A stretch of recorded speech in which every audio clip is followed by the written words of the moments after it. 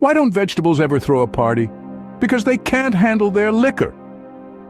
Now that's a joke, but in reality, they're the life of the party, or rather, the spirit. Today, we're going to shed some light on how our humble garden greens transform into intoxicating elixirs. From potatoes packing a punch in vodka to grapes going grand in wine, vegetables are the unsung heroes of our favorite tipples. So buckle up, folks.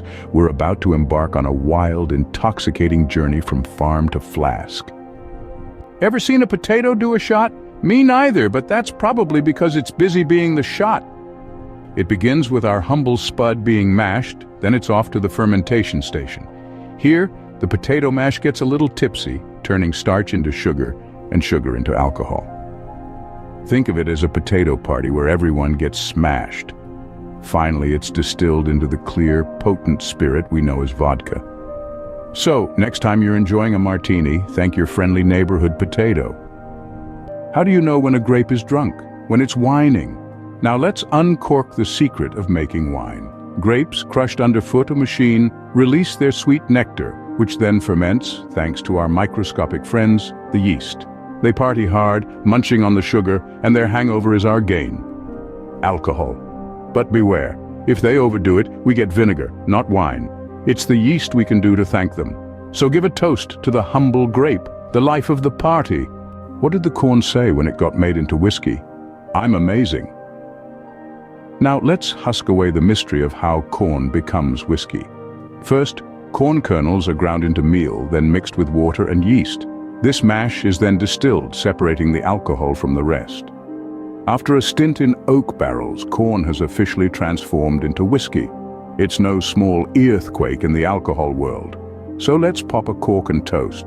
So raise a glass to corn, the secret superstar of the whiskey world. Why did the carrot get an award? Because it was outstanding in its field. The field of booze, that is. You see, our humble carrot can be transformed into a tasty tipple. All it takes is a little fermentation wizardry, and voila, carrot alcohol. This might sound carrot-iculous, but it's true. Picture this, a carrot walks into a bar and leaves as a bottle of carrot brandy. So next time you see a carrot, don't just see a veggie, see a potential party. Why did the beet turn red? Because it was blushing, or maybe it was just the alcohol. This vibrant vegetable isn't just good for your health, folks. When fermented, it packs a punch that could make a potato jealous. Picture this, a beet lounging in a vat, soaking up yeast and sugar like it's on a tropical vacation. Next thing you know, it's transformed into a bubbly beetroot brew. It's a real-life Cinderella story, but with more fermentation. So here's to the beet, the unsung hero of the vegetable liquor scene. Why did the cabbage win the race? Because it was ferment and first. Now imagine a cabbage, not the kind you'd normally boil for dinner, but one that's destined for greater things. This is the story of how an ordinary cabbage surrenders its crispness to fermentation, transforming into a potent brew. It's like the Cinderella of the vegetable world, trading its leafy gown for a spirited sparkle. And the best part? It never gets a hangover. So let's raise a glass to the humble cabbage, the party vegetable. Why did the rye start a rebellion? Because it wanted to be whiskey, not bread. Now, you might think that's a bit grainy of a reason, but hear me out. Rye, that sly grain, undergoes a transformation that would make any loaf of bread green with envy. It's carefully distilled, its essence captured in a fiery spirit that warms the heart and tickles the tongue. It's a process that truly gives rye bread a run for its dough. So here's to the rye, the troublemaker of the grain world. Why did the tomato turn red? Because it saw the salad dressing? Or was it the alcohol? Now let's talk about the tomato's tipsy transformation. You see, when tomatoes party, they don't just turn into Bloody Marys overnight. First, they have to ferment in their own juices, like a spa day gone wild. After a few weeks, they distill their essence into the potent spirit we love. And they say, tomato, tomato. We say, tomato, give me a shot. So next time you see a tomato, don't just see a salad ingredient, see a potential cocktail.